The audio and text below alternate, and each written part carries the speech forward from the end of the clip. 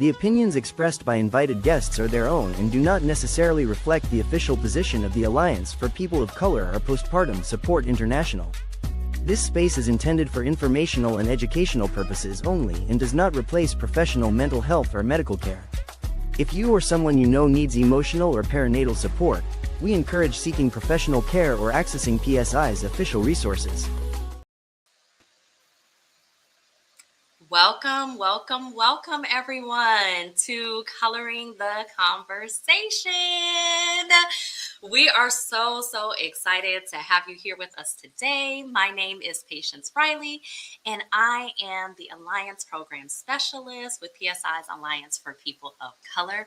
And I am extremely excited to be a part of this conversation with some wonderful guests, members of our program, and specialists in this area.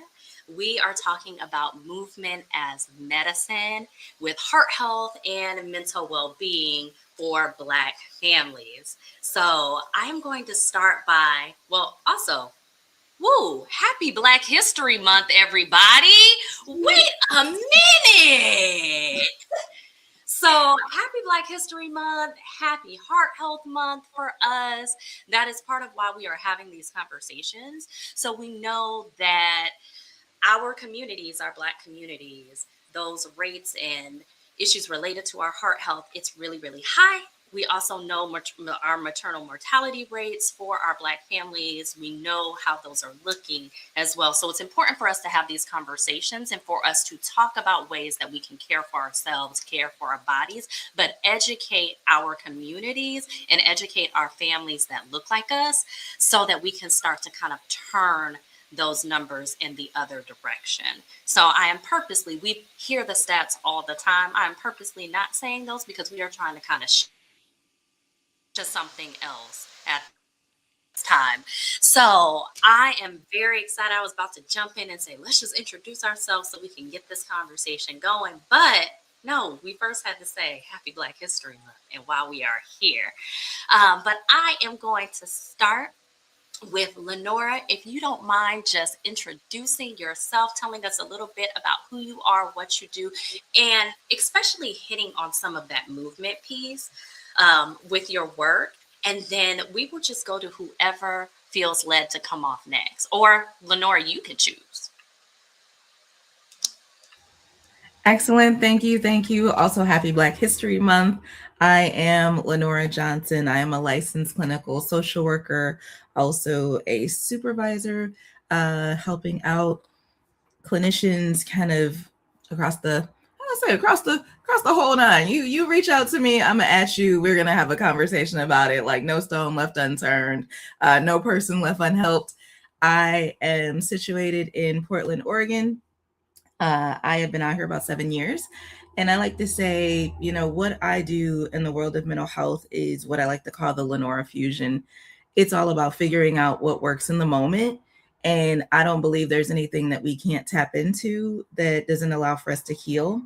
My motto is everybody I meet is a subject matter expert. So knowing that you know you and you can help me know you is kind of the best way to move about things. In addition to being a therapist, I own a private wellness practice. And the reason why I called my business LCN Wellness is because I wanted to help people listen to themselves, care for themselves, and nourish themselves. And that's what the LCN stands for. And I didn't want to be put in just only having a counseling business because I help people in every way. Curriculum building, retreat building. Like I want to teach people self-care at its micro level. So I call it microdosing self-care all the way to a macro perspective. So that's kind of how I live my life too. And so joy is always on my meter. In addition to that, I am a yoga teacher. So I teach an online yoga class. So movement and restoring your nervous system is kind of how I live. I believe that most of the time our nervous systems are on 1,000. I like to turn them down to 100 because we do need our nervous system to be active. So I teach a yoga class, and it is, if yoga nidra, restorative yoga, and yin yoga had a baby, it's my soul compass yoga class. So if you can imagine, we lay in, we chill, and we rest in.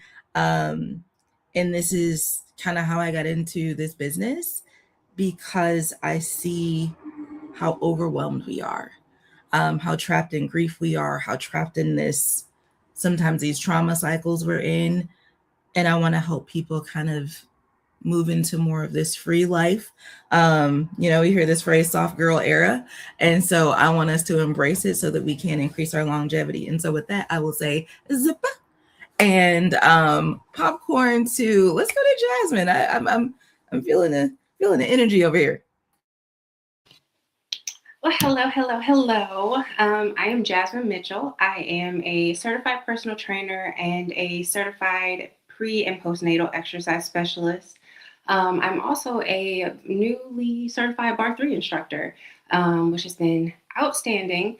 But I am the founder of my fitness company, which is PsychoFit, which focuses on the bridging of the gap between mental health and physical fitness. I'm a full believer that you cannot have total body wellness unless you are encompassing that mental health component as well as your physical health. And I'm also the co-founder with my lovely partner of PhysioFit and our flagship event, Birth to Bounce Back. We focus on movement. Movement is medicine. That's it in a nutshell, because I'll get to yapping. With that, I'm gonna go to Kat. Hello, I'm so excited to meet all of you.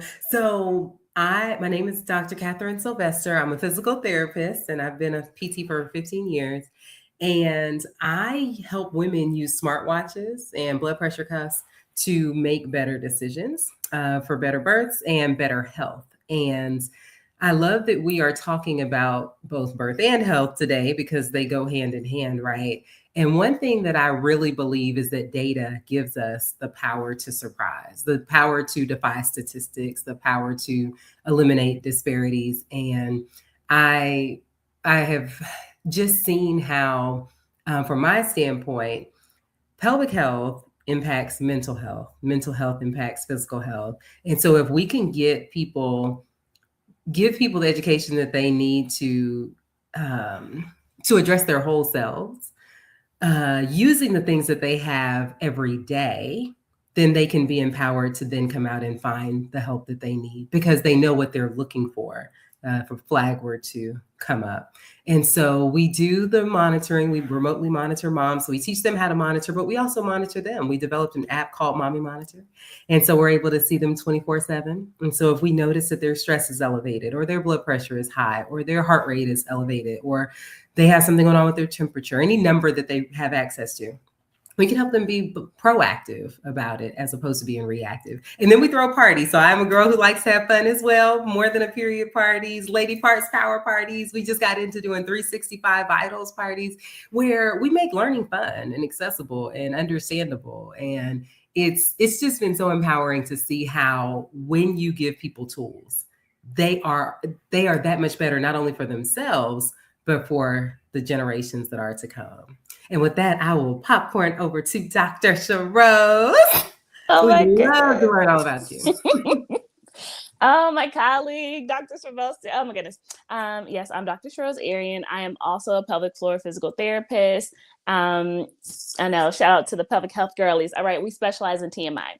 And because of that, we do have this wonderful space where we can learn all the things about our patients, and heart health, movement, the holistic realm of it is really where we really just dive into. So we don't just treat your body, we treat all of it. We don't just look at what's happening in your pelvis, we look at what's happening above and below. All of that goes into who you are. I do have my own private practice, Rose Pelvic Physiotherapy, where I am a pelvic health ally and advocate. I don't care what body you bring me. I don't care how far away from pregnancy and postpartum you are. It is still important. You are a lifelong postpartum person, and we're going to get you resources to help. I am co-founder of PhysioFit with Jasmine, and our biggest goal outside of our flagship program, Birth to Bounce Back, where we bring resources to our community here in Huntsville, is also to let moms and parents know that life doesn't end at pregnancy. right? It doesn't end in postpartum. There are lots of moms out there who like to have fun. We do pole dance classes. We do chair dance classes, okay? And our most recent thing is Mother's Mic, where we bring folks in to talk about transitions of life, whether that's loss, whether that's birth, whatever it is, you have a community around you. So I'm so grateful to be here to talk about movement and how that goes into medicine and all of those things, and grateful to have y'all. Thank you all so much. You all see why I'm excited for this conversation. Like, we just heard little things just dropped anyway. Now, Dr. Sharose, let's kind of start, because you were already getting into a little bit about what I wanted to start our conversation with, you and Catherine, about how is our heart health and our mental health connected? Specifically, like when I'm thinking about our Black families during this perinatal period, whether they're pregnant, postpartum, post-loss, what that looks like. Just a little snippet about how those things are connected, just to kind of ground set for our audience. Yeah, what I'll say is when your body is not well, your nervous system can't be well, right? So if our heart is struggling, if we're not in a healthy space in our body, our nervous system can't regulate, which means that our mental health can't regulate, right? Because our bodies are in this overactive state. Something's going on. Our systems are sending signals saying, help, help, help. So you're not able to regulate in those times. And so when you're in those moments and you may be zoning out, you're not understanding what's going on, but your body is saying, I can't focus on this because something else is going on in my system. And I feel like that's where I end up seeing people on the therapy side to assist with that part. Now, Catherine, I'm curious because, like you said, you have a lot of data and you collect a lot of information.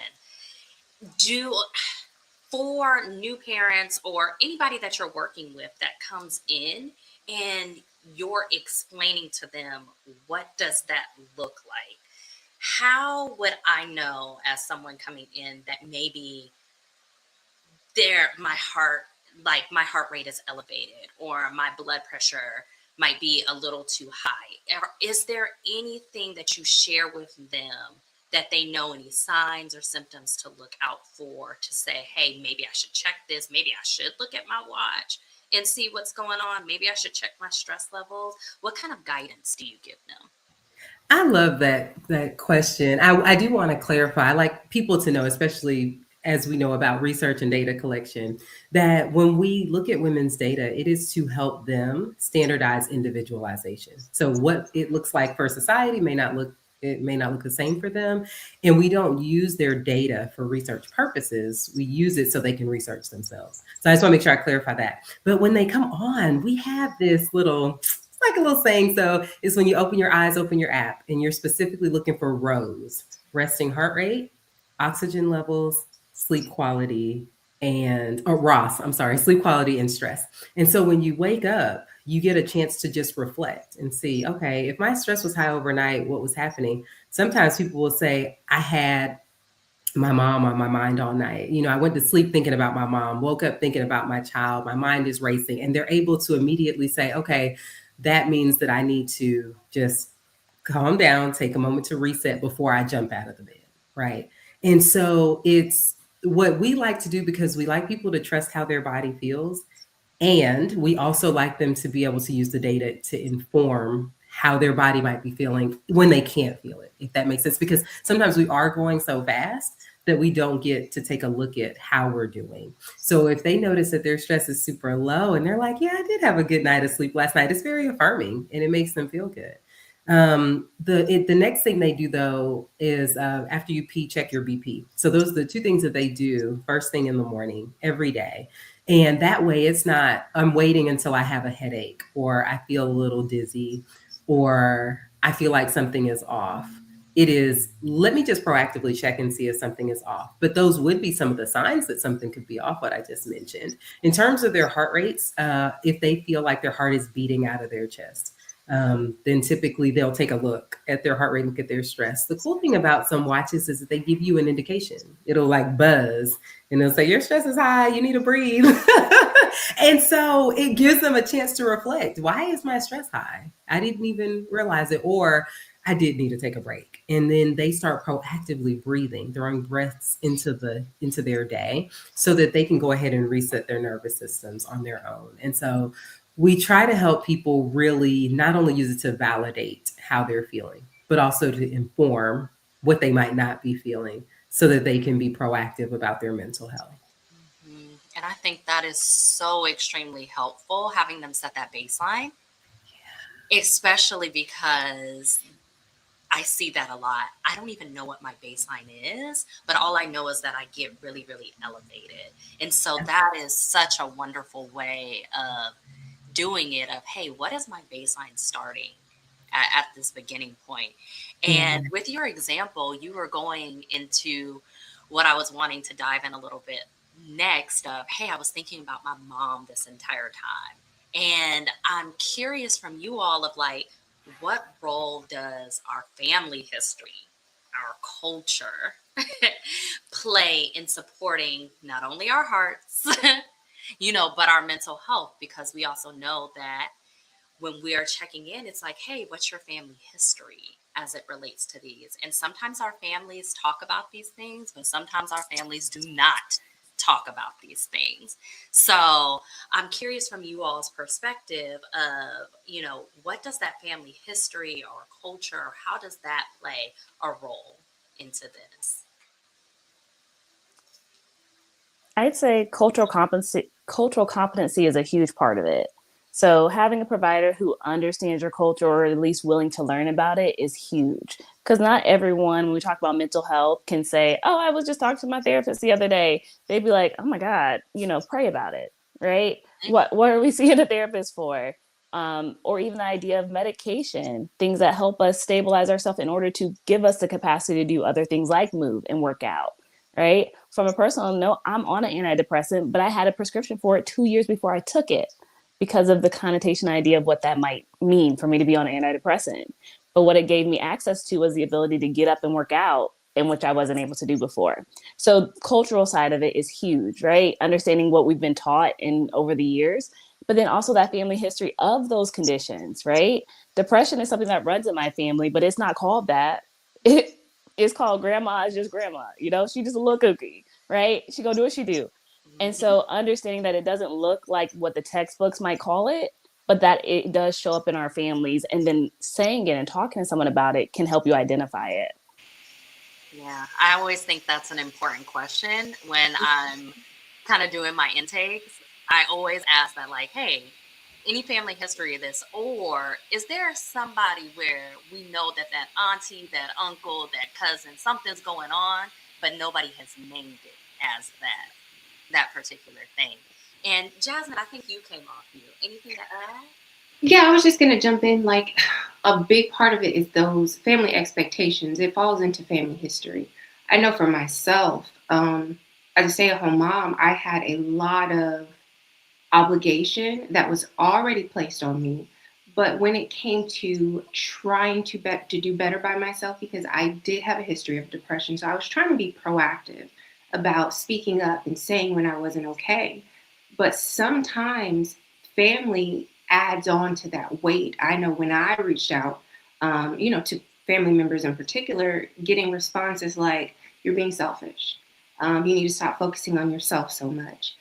Sometimes the family history, the generational pressure of it all, that adds to it. So knowing not just your family history, but those different expectations that are just passed on, especially culturally. In our culture, you sit down, you deal with it, you be quiet about it because you're a mom, it's your responsibility. You made that choice.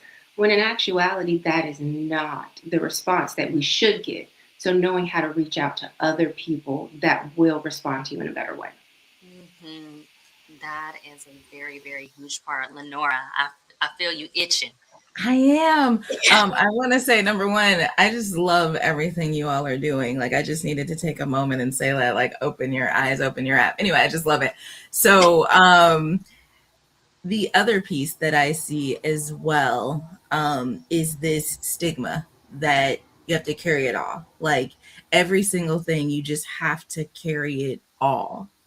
And that cultural conditioning is what is present. So we're conditioned to not say we're not okay. Like there's no space for you to not be okay. And I think the language in changing kind of this perspective is, I like the cultural competence piece, but I would love to see the education start sooner. Like I tell people, if you're thinking about having a baby, you need to see a pelvic floor physical therapist. And why did I not hear about pelvic floor physical therapy my entire life? Like I do work with postpartum parents and they couldn't push their baby out for 3-4 hours because their pelvic floor is not strong enough to help the baby get over the hump. And now we have these C-sections, we have these higher rates, these much longer deliveries, because nobody said, hey, is your pelvic floor strong enough? And that is language that we need, because I have seen folks injure their pelvic floor because they started working out and they didn't realize what needed to be clenched to do a sit-up, what needed to be clenched for you to get out of bed regularly. And so that became a part of the conversation. And as a therapist who talks to folks about bridging the gap, so I tell people, when people are like, man, it's all in your head, my first thing is, it could really be in your body. So we need to have a relationship with both. And the way I bridge that gap is I talk to people about cognitive behavioral therapy. I use it all the time. I love CBT for this because it's a taught coping skill. So I tell people, in bridging what everybody has said before, how we live is a triangle. And this cognitive behavioral therapy triangle, how you think impacts how you feel, which impacts how you act. It doesn't matter where you start on the triangle. Every single thing will go through it. Feelings, action, thoughts. So if we wake up and our thought is, I don't want to do this today. I don't want to parent today. I don't want to people today. The guilt, the shame, the ick that comes with that causes us to have that recline, get away from people, or then you hyperdrive it. So I like this idea. Number one, be selfish, be real selfish. And the reason why I say that is, if you've ever got on an airplane, the most selfish life-saving statement is, secure your oxygen mask first. It is permission to be selfish, because if you save yourself, you will save another person. But if you don't save you, there is no one else. So everything about this education and information, permission to be a hot mess, like I think we need to welcome that way more often. Because when I talk to people, I'm like, you know how many times they don't tell you pregnancy can be really crappy? Like there's some people who love it, but there are other people who hate it start to finish. There's people who are going to hate breastfeeding start to finish. And I was like, I'm gonna go old school Michael Jackson. I don't care how you feed your baby, feed your baby.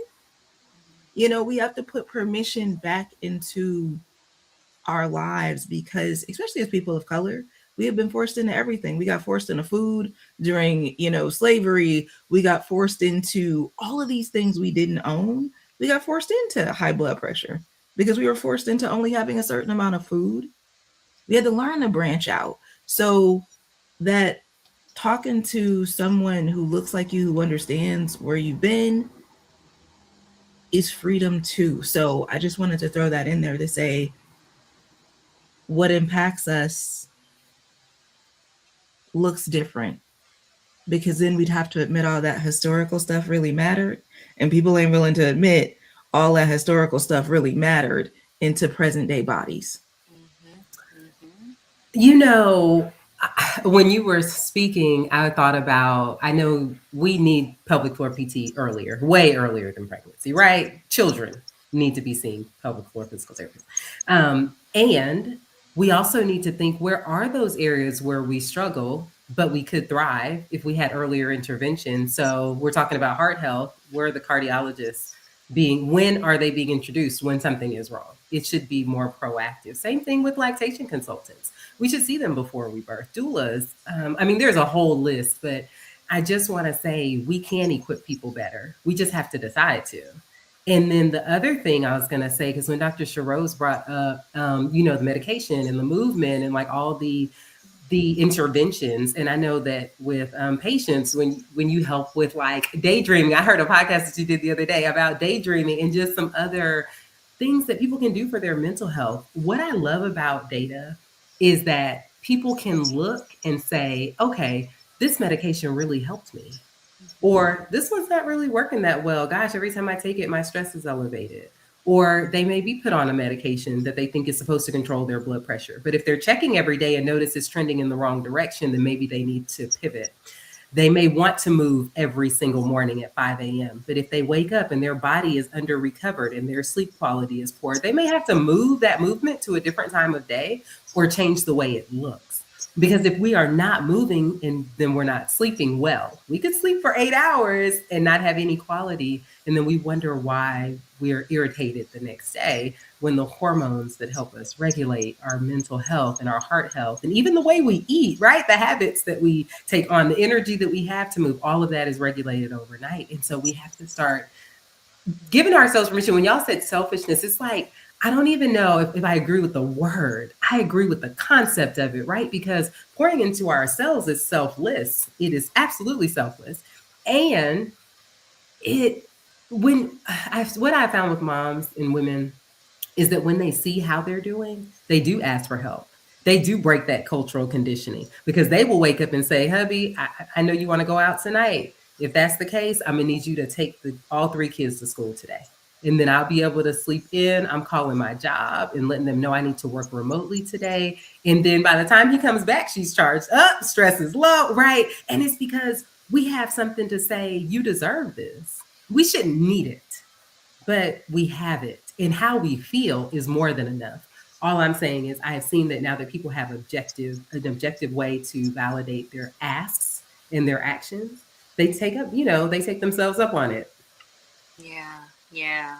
I really appreciate where this conversation has been going and all the little tip points that we've been hitting on. And Lenora, I was just like, oof, you hitting us with our generational stuff that we all need to be aware of. And it's a hard thing to accept. It is such a difficult but real thing for us. And as we're thinking about support and asking for support, and knowing that we're deserving of it, because it sounds like a lot of us on this, and I'm sure a lot of our folks in the audience come from similar backgrounds of, I should be able to handle this. I should be able to do this all on my own. I should be able to get through because my mom got through it, my grandma got through it, my aunt got through it, and maybe their condition seemed worse than mine. So who am I to complain about this? And sometimes that's where people stay silent. And so I love these conversations like this where we're able to say, it's okay for you to ask for the help. However, I think about when we're in situations like Jasmine, who asked for help. She sought out help and then still was kind of caught with something else. Or my own personal situation where I'm a military spouse and my husband was just gone. So sometimes I wanted to ask for help, but the help really wasn't present. So when we're talking and we're working with our families as well, and what are some easy, simple, but effective little tools that our parents who maybe they just need right when they wake up, or, hey, I've asked and maybe I've been shot down, but I still need to be able to take care of myself. Are there any simple tools or techniques that you all equip your parents with that they're maybe able to do as soon as they wake up, or they're able to do it with the baby present that you can share? I tell my clients, take the time. The time is not going to make itself. We look at people who find themselves in the gym on a regular basis. We don't always want to be there. We don't always have the time to be there. But I have determined within myself my selfish is what allows me to be selfless as a parent. And if mommy isn't okay, nobody's okay. The entire structure just kind of falls apart. So first thing in the morning, if I need a second, I don't need anybody to talk to me until my mind has had time to settle. I take my time. I'll do my breathing, or I'll do my stretching, or even like a 15-minute workout that you can pull up on YouTube. It doesn't have to be big. It doesn't have to be, super built out or thought out. You don't even have to really know what you're doing. Find something guided. Do that. Take that time. Even if you have little ones, take them with you. Teach them early on the importance of making time out to move your body. My little boy, we're going to go to the gym. You're going to sit here. You're going to lift up this weight. Maybe you just sit here and stare at me, but you're going to see how mommy is being intentional. And I know it probably sounds a little crazy. I was having a moment like a few months back where I felt like I was losing my mind. And I did. I pulled out the little AI and I was just talking to it like, I don't know what to do. I feel crazy. And the computer told me, would you rather raise your child as a dysregulated, unwell person, an unwell mother, or would you rather take the time and show them what it means to be intentional about yourself? And I mean, I sat back looking at this computer like, like I know these things. You know the things to do, but sometimes you have to be reminded. So being intentional about taking that time for yourself. Jasmine, I love that you said AI, because within my own practice, I've been finding that it's actually been helpful for my patients. If you don't have the support, lean into technology in a safe way. So I have people who are calling me and they're like, I put in all my symptoms of everything I've been telling my doctor for the last 10 years. And it said this, and then it told me to go to pelvic floor therapy. And then you came up and they were like, I was in tears because this AI told me what I couldn't get from a doctor of 10 years, right? So if you don't have that person, lean into technology in the right way. Use those things that you discuss, like YouTube and things like that.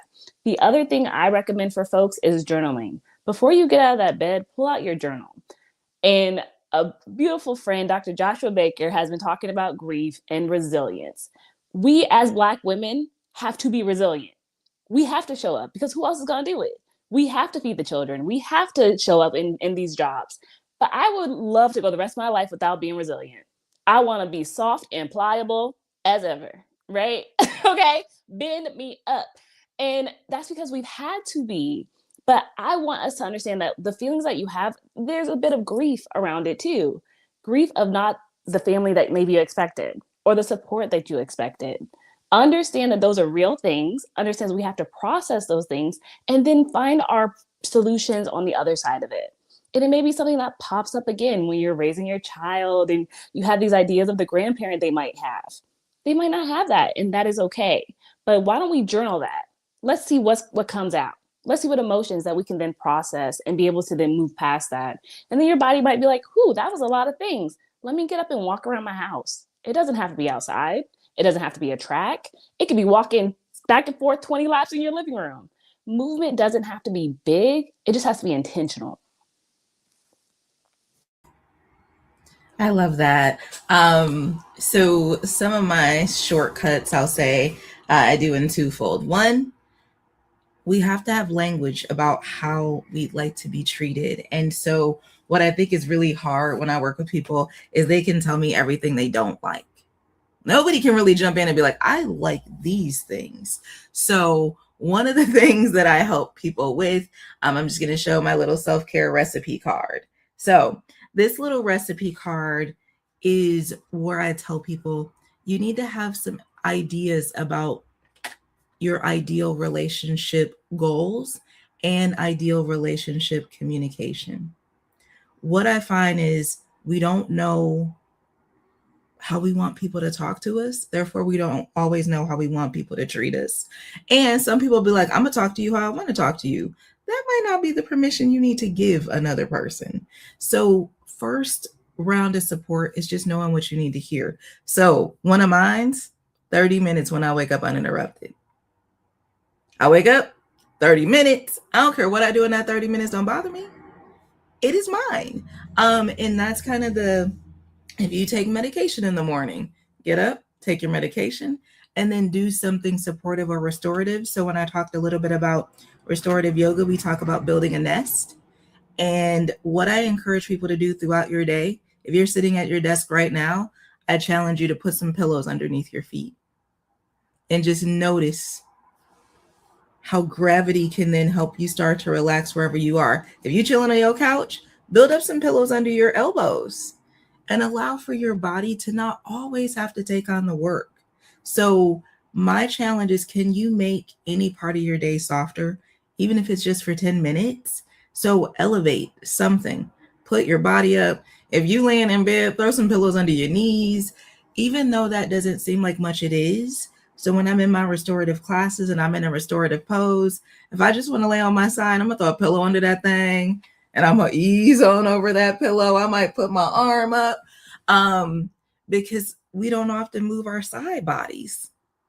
So sometimes I'm just like, man, I'm gonna lay on my side today. I'm gonna put a little pillow under there. I'm gonna put a little pillow under my head. And what we have to give ourselves permission to say is, you don't always have to feel the work to feel the benefit. Like some people want to stretch hard, like so they can feel it. And I'm like, if you in movement, if you gentle, you don't have to feel the pain to know you have progress. And I think that's what we've really been conditioned to do. It has to hurt when I'm done to be good. It's like the Family Feud sound needs to come up so that we can stop having that correlation, which is we don't have to be in pain to be in pleasure. And so as I tell people, as we write our recipe cards, write down what you need. And then the directions for that recipe is the why. When we have the why, we reinforce the importance. That's what we build. And so as I was thinking about that and thinking about like medication and movement, I think in our community, the idea of like getting help, and I just want to piggyback off that, using AI for support. So right now we're in the battle of what with the AI. Like I find myself like, okay, I love you to correct some of my poor grammar because I'm from the city, you know what I mean? Rap music raised me. So some of my ethnicity, I'd be like, ooh, I don't know if this is right for the email. So I love it in this capacity. I think we have to have better conversations. So I talk to people about saying, when you trust a system, AI is good because you can dump everything into it, but people are still afraid of people. So I have therapy clients. I was like, child, I know you've been lying to me. We're going to get to a point where you stop lying and I'm going to love it, but I'm going to support you all the way because it's hard to just be a human. And we have to take that into account, that we use this language as a jump off. And so I think as we move through care, as it's accessible, as it's in your community, as it's in your pocket, because sometimes these things are not affordable. So what can we do in the house? And I love that you all are talking about support in home and support out of home. And I saw Kathleen up, so. Girl, I was leaning up because I'm just like, amen. I just wish we could be together right now, okay? I don't think I have too much this meaningful to add because of what all of you said. One thing I was going to say, though, is patience. I feel like I've heard you talk about how you have a community with neighbors or like people that can kind of jump in if they need to. Sometimes when I'm working with moms and their families, they'll say, oh, I know my husband has to leave. And if I need help, I'll ask when I need it. And I'm like, no, just go ahead and line it up. In that way, you can say, I don't need you. And the person's like, okay, they get to get back to what they were doing. But we have to get back to community, right? That's where we thrive. And I don't know when it started, but it's like, it stopped being okay to lean on other moms, on church members, on neighbors. And it wasn't until we got a real good neighbor. I'm talking about, I could borrow sugar. My aloe plant is dead and we got to do hair and she's coming over within clay. I'm like, wait, community works, right? And so I think that's our thing. We will be your community. Whatever you need, you reach out to us and we'll try to help you find it. But instead of waiting until they have the need, we could just build the community. Who do you know that you could trust? And if it's not with your kids, then, maybe you could trust them to do something else for you so that you don't have to leave that day. Or if you have people you can carpool with, you 1 week, you're the one waking up early and taking all the kids. But the next week, maybe they're doing that. And so we are making that time intentionally. When we don't have that, one thing we tell our moms to do, because I had to start doing this, I realized, because when y'all were talking about like journaling and things like that in the bed, I think it's such a good idea. And now with my schedule, I'm able to. But before I wasn't. So I would like have to drop my son, because I'm like you, my husband travels a good bit. So I'm dropping my son off, dropping my daughter off. I got to go to work. And it was just, I felt like I was always running. And you know how when your heart feels like that, and I never at that time, I wasn't wearing anything. I didn't know, but I just felt like I was just like amped, ready for something, and nothing was happening, nothing was coming. I was just feeling like I'm late to the next place because I'm running. And so I started, after I dropped my son off, I just put my chair back in the car and put my feet up on the dashboard. And I would just set an alarm for 5 minutes. And it was a quiet alarm, because you know, like alarms will jolt you and then you're kind of like back up. It was like, no, just a gentle alarm. And then I would do that after dropping my daughter off. And then over my lunch break, I would go out to the car. So I would do a walk and then I'll go to the car and just go to sleep. And so it was like building peace for me. Just rest, uninterrupted rest is my thing. And my older sister, who has 4 kids, was like, every night, no matter what, I go in the bathroom for 5 minutes and I soak my feet. Because most of the time they get to an age at some point that they are not going to follow you into the bathroom. So just get the water ready. She soaks her feet. And so that's what we try to tell our moms, like, build it into your day. As PTs, we're always telling people, build movement into your day. Sit down, stand up 5 times after you use that, whatever. We have to build rest into our day. We build mental health care into our day.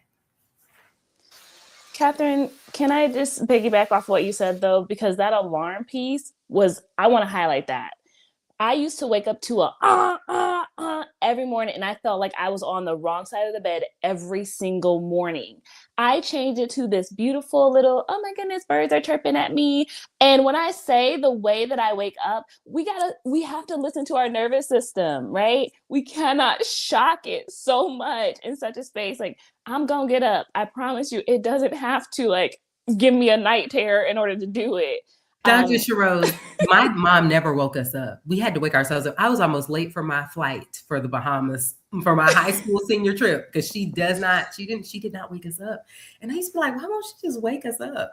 But it was like when we were in Panama, which is where she's from, the roosters woke us up. And as we were growing up, I realized she's not waking us up, but the birds, when you said the birds wake you up. I don't know if you've ever slept on, but it's like we've been conditioned to use alarm clocks. Yes. And I didn't have that conditioning growing up, and I'm grateful. I'm gonna be honest, your mama probably didn't wake you up either because she didn't want you to fight with her. Because my child has an alarm clock. He gonna fight with that alarm clock. You are not going to fight with me. Okay? I want to be honest about that too. Love it. I probably need to adopt that. So that I try to wake my children up gently, but most of the time they beat me up anyway. So like they're already awake with it. So, and you all are like making me think about some of the things that I work with my clients on how a lot of times we're in that state of fight, flight, or freeze. And that's what's making me think about with those alarm systems coming up. And as we're thinking about the way that I'm piecing together all of the things that you all are saying, because I know we're hitting on mental health, we're also hitting on how does that affect our heart health, and how does our heart health also affect our mental health, but also when we're waking up in climates like that is making our heart rates a little bit more elevated. And we're also in a constant state of fight, flight, or freeze. Building in these things throughout the day that you all are sharing can bring our baseline down as well. I mean, I'm for our audience, y'all. I don't know about y'all, but like when we get off here, I'm getting some pillows to put underneath my feet while I have my session with my client. Like I'm putting pillows underneath my feet. So, because it's all of these things that we're hearing, taking the walks in your house, put the baby on you, they are literally a weighted vest. So moving around your house, taking your child with you, like Jasmine was saying, like, hey, you can lift up some weights with me, or you can at least see me. And then we're also teaching our kids in that generational piece how to build some of these habits that can be really good and really well for their bodies, because our minds, our bodies, our spirits, all of those things are connected to to each other. And hey, we may not think about it all the time, but the journaling that Dr. Sharose was talking about, that is a way of exerting some energy and some things out. So I'm trying not to get too woo-woo on y'all, but like Lenore, I'm also a yoga teacher. So my brain is also like, yes, we're talking about heart health and the physical health of what our hearts do and how they keep us alive. But also when I think about the heart, I think about the emotions that we store. And sometimes I feel like our hearts are overworking because of the emotions that are being stored in our body. And so finding different ways, if I'm getting it out with a pen, if I'm getting it out with a voice note, if I'm getting it out with a walk, if I'm getting it out by saying, I get to rest my elbows on this pillow, or I get to wear comfy clothes. This is why I stay in cardigans, not because I'm a therapist, but because my body needs the comfort of the touch, those types of things and the intentionality. So I just feel like you all are dropping some of these beautiful gems that just needed a highlight and a recap. When y'all are in car line, if we see you with your feet up, we know it's because you just heard Catherine share about it. So, it's just some of those little nuggets I think are really, really important, because as we take those rests and those pauses throughout our days, we are lowering our heart rates as well, because we've already heard it's good for us to check our baselines. And we're teaching our children and giving them some of the language, and we're teaching our nephews and the other kids in the neighborhood and as well how to do some of these things to better equip themselves with it.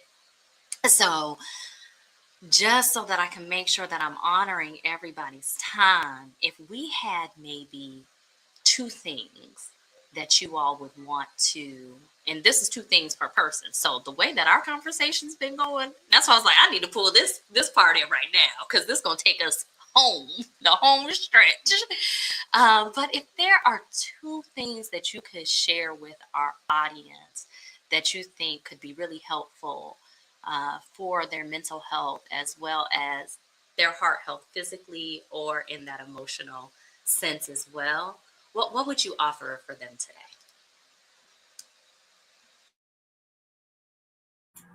I'll jump out there.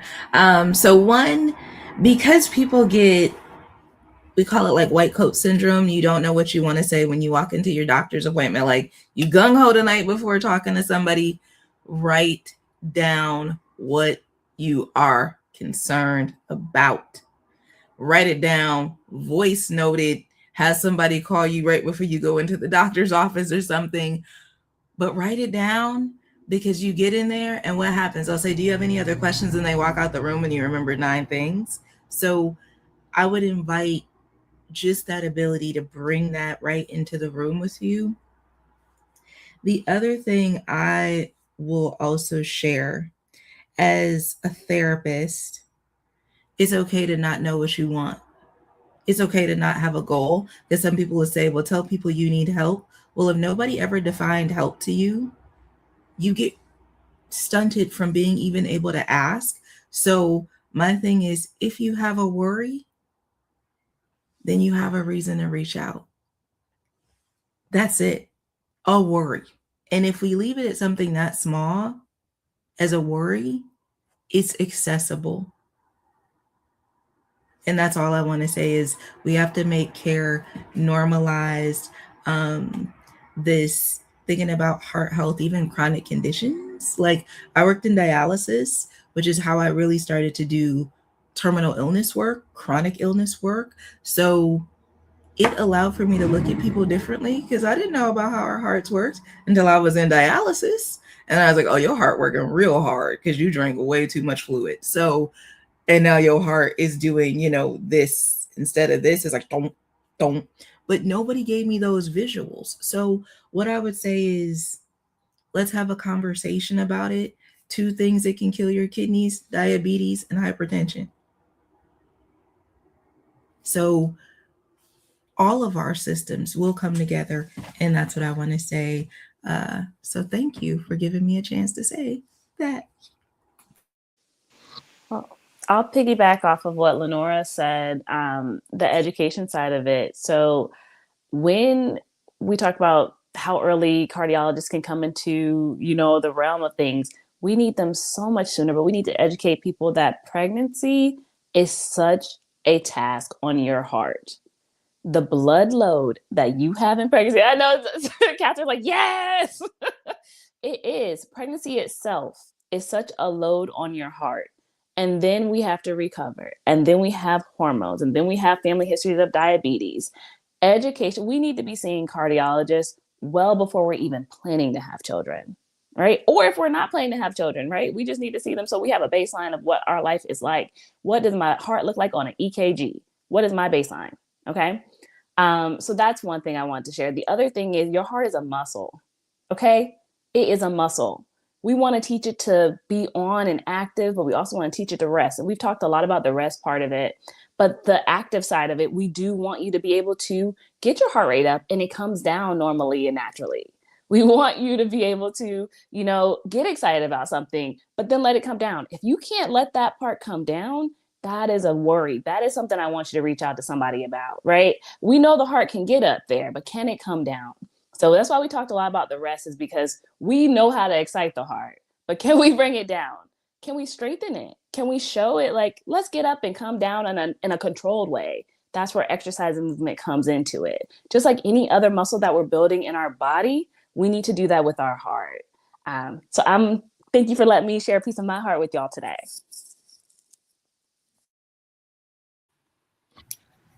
I want to say, lean into the uncomfortable. Requiring rest for yourself is uncomfortable. It's unnatural. You'll feel guilty, but it's something that I teach my clients, that change happens in discomfort. Whatever it is that you're looking to make a change in, whether it's finding the rest or seeking the help, asking for the help, it's uncomfortable. It's unnatural. You have to lean into those things that do not come naturally to us as women and mothers and just primary caregivers. And then also make time for your movement. Doctors are not always accessible to everybody. And that was one of the reasons I took the path that I did. Reach out to the people that are trying to make the care accessible. You may not have the same access to be able to see the clinicians and the doctors. Find the trainers. Find those people who are licensed, who are certified, and are doing the work to prepare your body, help your body get through pregnancy, before pregnancy, and then the recovery process. Because there's a lot that you can do for yourself if you may not be able to get to those professionals. And that's it. Thank you, guys. I was just going to say, with stress, I would like people to understand the relationship between stress and the heart. Mental stress too, right? And the heart, right? Is that our blood pressure will go up, heart rate goes up, blood sugar goes up, and the stress hormones go up. And so if we are in a perpetual state of stress, it actually ages us faster chronologically than our age that is biological, right? And so I know we were kind of avoiding the statistics today, but when you look at the research, it says that we are 7 years older than our white counterparts as women because of stress that we can't control. And so I'm like, if there's stress that we can't control that's doing this to us, we need to control the stress that we can control, right? And so we have to just decide to do that. That's one. The second thing, my best friend and I talk about this all the time. And we had a conversation once, and he was looking at his data because we were monitoring blood pressure. And he said he was upset because he went out to eat one day and his blood pressure was like through the roof the next day. And then it took the next day for it to come down. And I think as we watch, we get to see, okay, if it takes 2 days for my blood pressure to come down, that means I probably shouldn't eat out every other day, because I'll be living in a state of high blood pressure, right? So you got to watch. And what he said, so does this mean that every day I'm going to have to drink 120 ounces of water and walk, 10,000 steps a day and sleep 9 hours a night and only eat out once a week? And at the end of his thing, I said, well, what's the side effects of that? The side effects of that is better health. And so he's like, it seems like what you're prescribing to me is just medicine. It's just another type of medicine.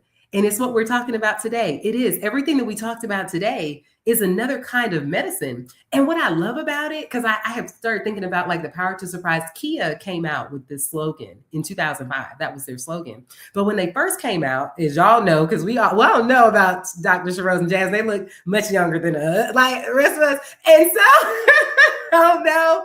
But Kia was known for being unreliable. You had to be like, you were cheap if you bought that car, or you were broke. And then they decided, no, we're going to redo our parts. We're going to make our cars more fuel efficient. They're going to be safer. They're going to last longer. We're going to be like Toyota, having the reputation of being indestructible. We are going to surprise people with what we come out with. And now I am a Kia owner, and I'm real serious about the safety of my babies, right? But when you Google, you find that Kia has worked its way up because they decided to do something differently. And that's what I want everybody to hear. You can decide, no matter what your health state is right now, choose one thing you heard today and implement it. And you are telling yourself that you are going to change the outcomes. We do not have to be statistics. We look at the statistics so we can avoid that outcome, right? And I feel like that's what everybody on this call today, everything we share, everything that was shared, it helps people just take a step in the right direction. Because once you start walking in that direction, it gets kind of addictive. Once you say that first no, you take that first nap, right? Let's get addicted to caring for ourselves. Okay, Catherine. First of all, look, black don't crack. Okay. Right. That's what we said, right? Oh, excuse me. So you think you might be about right. Okay. My first car was a Kia, and it was real unreliable. Okay. The Kia one took me out because my first car was a Kia. So that's why I was just like, whoa, Catherine just really. And I rode that Kia till the wheels fell. Come on. Yes. Literally until my wheels fell off. But perfect analogy. Yes. Perfect analogy. But all of those takeaways, and definitely taking one thing with you that you heard from today and being able to put it in, because all of these things are connected. I talk to my clients a lot about how are we going to create these intentional care habits, just like brushing your teeth. So, Lenora, when I heard your recipe, I love a good analogy. And I was like, ooh, this self-care recipe with the little card, that's real cute. Like, especially for my cookers, my folks that like to cook, that's a really nice analogy that I'm going to take. But I talk to them about, we brush our teeth every day. We focus on our dental hygiene.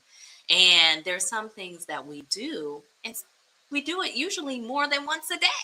So if we're willing to do that, developing these little pockets of caring for ourselves, it's the same exact thing that we're asking, and also giving you that permission that you can do and you can take care of yourself with as well. So before we log off, I want everybody to let people know where they can find you, how they can reach you, because there may be somebody in your area that's like, you know what? I do need to see a pelvic floor therapist. I do need to, Lenore, how can I get on the yoga class? These different things, or they might want to see you one-on-one or come to something that you have in the area, especially with all the things that you all have going on. So please just let everybody know how they can stay connected with you after this live.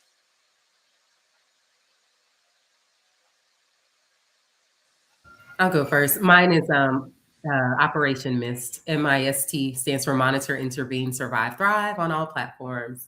My name's Catherine Sylvester. Thank y'all. I am at Your Pelvic Ally on Instagram. And And then PhysioFit, HSV, we do a lot of things locally in Huntsville, but we do travel.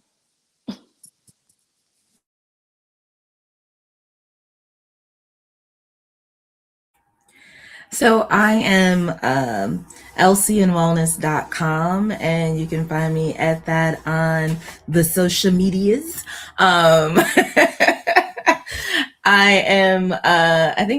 I work out of Washington State, the state of Oregon, and I just transitioned into the state of Louisiana. So it's a little, she finding her way into the South. But yes, you can find me there. Support groups. I also want to just give a shout out to if there's any LGBTQ trans folks out there, we do a trans support group. It's nationwide, with a really amazing social justice group out of Atlanta.